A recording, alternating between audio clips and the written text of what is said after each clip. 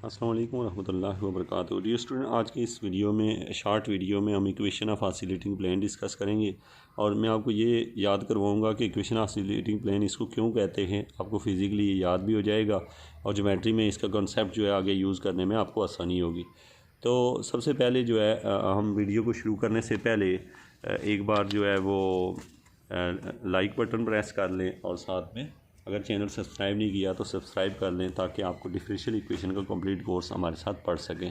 तो स्टूडेंट, सबसे पहले ये है कि इक्वेशन ऑफ ऑसिलेटिंग प्लेन होता क्या है, ऑस्कुलेटिंग प्लेन क्या होता है। तो अब आप याद रखें कि ऑस्कुलेटिंग प्लेन जो है आपको ये पता हो कि असल में प्लेन तीन होते हैं। तीन प्लेन इसलिए होते हैं क्योंकि हमें ये पता है कि अगर एक लाइन इधर लगी हुई हो, एक इधर हो और एक इधर हो, तो इन तीनों लाइनों के दरमियान में तीन प्लेन बन सकते हैं। एक ये वाला प्लेन, एक ये वाला प्लेन और एक ये पीछे वाला प्लेन। तो इसका मतलब है कि तीन जो वर्टिकल लाइंस होती हैं जो 90 का एंगल बनाती हैं, तो उनके दरमियान तीन प्लेन होते हैं। उन प्लेन्स के नाम में से एक प्लेन ऑस्कुलेटिंग प्लेन होता है।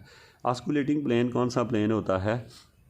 ऑस्कुलेटिंग प्लेन वो प्लेन होता है जो कर्व के ऊपर अगर टेंजेंट ड्रा किया जाए, कर्व के ऊपर एक टेंजेंट ड्रा किया जाए, तो जो टेंजेंट होता है वो, और उस कर्व के ऊपर जहाँ पे टेंजेंट ड्रा किया है वहाँ पे एक नॉर्मल ड्रा किया जाए, और जो नॉर्मल की डायरेक्शन इन दोनों को, जो उसकी लंबाई हो वो टी हो उस प्लेन की और जो उसकी चौड़ाई हो वो एन हो, तो वो वाला जो प्लेन कहलाता है उसको हम ऑस्कुलेटिंग प्लेन कहते हैं। तो ये लाजमी होता है कि ऑस्कुलेटिंग प्लेन की जो लंबाई है वो अगर टेंजेंट लें और चौड़ाई को एन लें, या फिर अगर ऑस्कुलेटिंग प्लेन की लंबाई को एन लें तो उसकी दूसरी साइड को हम टी ही कहते हैं। इसके अलावा कुछ और कह नहीं सकते। इस प्लेन को हम लोग कौन सा कहते हैं? Osculating plane. ऑस्कुलेटिंग प्लेन हमेशा कर्व के ऊपर लेटा हुआ प्लेन होता है। अगर यहाँ पे एक कर्व है और उसके ऊपर ऐसे प्लेन जो सीधा ऐसे लेटा होगा, इसको ऑस्कुलेटिंग प्लेन कहते हैं। और ये जो प्लेन जो ऊपर मैं आपको दिखा रहा हूँ, इस फिगर से भी देता हूँ कि हमारे पास अगर ये प्लेन है, ये एक प्लेन आप देख रहे हैं यहाँ पे, लेट्स सपोज ये एक प्लेन है।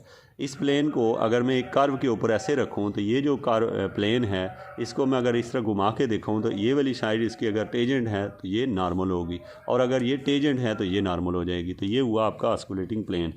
तो एक ये वाला कंसेप्ट यहाँ पर आपने याद रखना है। सेकेंडली, दूसरा जो कॉन्सेप्ट आपको यहाँ पे जो जानना ज़रूरी है, जिसकी वजह से आप इस पूरे फार्मूले को याद रख सकते हैं हमेशा के लिए, वो ये है कि ऑस्कुलेटिंग प्लेन अगर हमें पता है तो उसकी इक्वेशन क्या होगी। तो याद रखें स्टूडेंट के, अगर जैसे ये एक वाइट पेज है जो मेरे हाथ में है, इस वाइट पेज के ऊपर यहाँ पर एक पेंसिल पड़ी हुई है और दूसरी पेंसिल भी यहीं पड़ी हुई है, और एक और अगर पेन हम यहाँ कहीं ला के रख दें तो दैट्स मीन कि ये सारी पेंसिलें एक ही प्लेन पे पड़ी हुई हैं। तो जो चीज़ें एक ही प्लेन के ऊपर पड़ी हुई हों तो उनको हम कहते होते हैं कि को प्लेनर। क्या कहते हैं उन्हें? को प्लेनर। को प्लेनर आपको पता है, यानी एक ही प्लेन के ऊपर, ठीक है। तो अगर एक से ज़्यादा पेंसिलें, अगर इस पेंसिल का नाम मैं P1 रख दूँ, ये वाली पेंसिल, इसका नाम P1 रख दूँ, ये वाली पेंसिल जिससे मैं लिख रहा हूँ इसका नाम P2 रख लूँ, और एक और मेरे पास पेंसिल हो उसका नाम मैं P3 रख लूँ, तो इन तीनों का डॉट और क्रॉस प्रोडक्ट लूँगा मैं तो हमेशा जवाब ज़ीरो आता है। ये होती है को प्लेनर का फार्मूला, कि अगर तीन पॉइंट ऐसे हों जो एक ही प्लेन के ऊपर हों तो उनका स्केलर ट्रिपल प्रोडक्ट जो है वो ज़ीरो के इक्वल होता है। अब स्टूडेंट, आपको पता है इसे स्केलर ट्रिपल प्रोडक्ट इसलिए कहते हैं क्योंकि यहाँ तीन चीज़ों का प्रोडक्ट होता है, और स्केलर इसलिए कहते हैं क्योंकि जब हम इन दोनों का क्रॉस प्रोडक्ट लेते हैं तो आंसर वेक्टर आता है, उसका जब इसके साथ डॉट लेते हैं तो आंसर स्केलर आता है। क्योंकि इसका एंड पे आंसर स्केलर आता है तो इसलिए हम इसे स्केलर ट्रिपल प्रोडक्ट कहते हैं। अब आप यहाँ पे दो कॉन्सेप्ट समझ चुके हैं। अब मुझे कोई कहता है कि तुम इक्वेशन ऑफ जो है प्लेन निकालो, तो मैं उसको ये जवाब दूंगा कि यार ऑस्कुलेटिंग प्लेन, तो मैं उसे ये कहूँगा कि एक तो टेंजेंट जो होता है वो भी ऑस्कुलेटिंग प्लेन पे होता है और नॉर्मल भी ऑस्कुलेटिंग प्लेन पे होता है।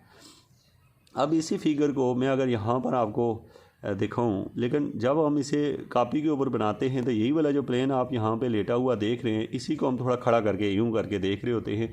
बेसिकली ये प्लेन ऊपर ऐसे ही पड़ा रहता है, लेकिन हम उसको मज़ीद समझने के लिए ऐसे करके अभी देखने लगे हैं। ये डिस्प्ले में वही प्लेन आ चुका है, और इस प्लेन में याद रखिए कि ये जो प्लेन है इसकी ये टी है और ये एन है। यही जो प्लेन मैंने यहाँ पे दिखाया आपको, ये टी है और ये एन है।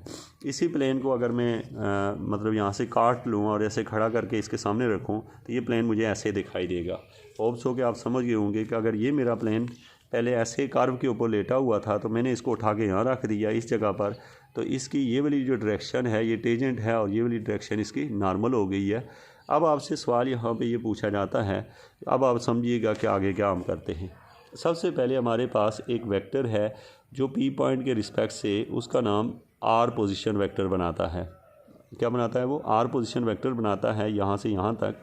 तो अब हम जब यहाँ पर कोई और पॉइंट है, ये पी है और वो ये स्मॉल आर है, ठीक है। पी से लेके आर यहाँ पर कोई और पॉइंट है जो कि यहाँ पे क्या बना रहा है? आर वेक्टर बना रहा है। तो फिर उससे हमें पता है कि अगर ये दो वेक्टर हमें पोजीशन वेक्टर दिए हों तो ये वाला वेक्टर जो है वो आर माइनस आर होगा। मैं इसको प्रीवियस वीडियो में बहुत अच्छे से डिस्कस भी कर चुका हूँ। आपने कंप्लीट लेक्चर देखेंगे तो आपको सारी अंडरस्टैंडिंग होगी कि इसमें क्या है। तो ये स्टूडेंट आपके पास आ गया जो मेरे पास है ये, तो इससे पता ये चला कि आपको ये बात का सही से इल्म है कि अगर एक वेक्टर यूँ हो, दूसरा वेक्टर यूँ हो, तो तीसरा जो वेक्टर इसके ऊपर यहाँ बनेगा, जो यहाँ पे रखेंगे तीसरी पेंसिल यहाँ पर, तो यहाँ पे पड़ी हुई जो पेंसिल है वो तीनों पेंसिलें एक ही प्लेन के ऊपर होंगी। अगर ये तीनों पेंसिलें, इस पेंसिल का नाम आर है और ये वाली जो पेंसिल मैंने यहाँ रखी है इसका नाम आर प्लस डेल्टा आर है और इसका नाम कैपिटल आर है, तो यहाँ पे जो बड़ी होगी वो या तो कैपिटल आर माइनस आर होगी या स्मॉल आर माइनस आर, जो बड़ा होगा उसमें से छोटे को माइनस करना है। बहरहाल इससे हमें ये पता है कि ये और ये तीनों को चूँकि कोप्लेनर हैं तो हम इनको ऐसे लिख सकते हैं, क्योंकि तीनों कोप्लेनर हैं तो R minus R dot T cross N equal to zero. इसको ब्रैकेट फॉर्म में भी लिख सकते हैं या ऐसे लिखें या इसको ब्रैकेट के अंदर लिख लें, ये एक ही बात है।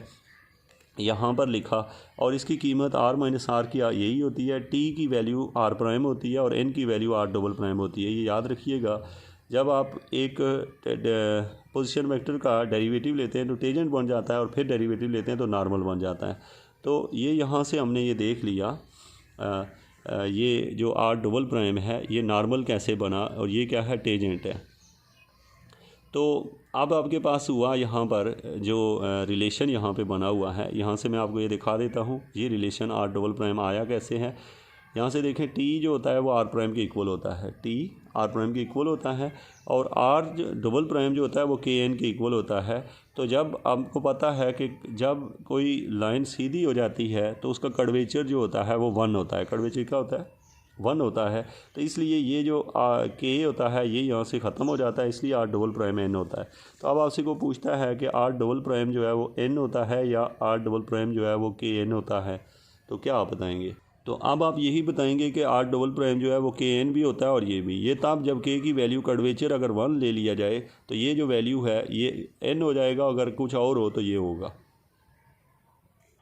ये रिलेशन स्टूडेंट आप पहले से जानते हैं। ये हमने कोप्लेनर का फार्मूला लिया, इसको ब्रैकेट में लिख सकते हैं और ये याद रखें ये जो ब्रैकेटें हैं इन नोट्स में ये डिटर्मिनेंट को रिप्रेजेंट करेंगी बाद में। ऐसे लिखी हुई चीज़ ए डॉट बी क्रॉस सी को जब हम हल करते हैं तो यहाँ पर ऊपर आई जे के लिखते हैं और नीचे आई जे के नहीं लिखना पड़ता चूँकि तीनों वेक्टर मौजूद हैं। यहाँ ए की कीमतें, यहाँ बी के कंपोनेंट, यहाँ सी के कंपोनेंट जो होते हैं वो लिखे जाते हैं और बाय डिटर्मिनेंट निकाल के हल किया जाता है। बहरहाल ये कि अभी आपको फ़िलहाल ये पता हो कि टी प्राइम आर प्राइम के इक्वल है और एन प्राइम जो होता है आर डबल प्राइम के एन के इक्वल होता है। लेकिन अगर के जो है वो कर्वेचर जो है किसी चीज़ का अगर ना हो तो हम उसे 1 कंसीडर करके के वाला हिस्सा ख़त्म कर देते हैं। तो इस लाइन को ऐसे लिखते हैं। तो this is called the equation of osculating plane.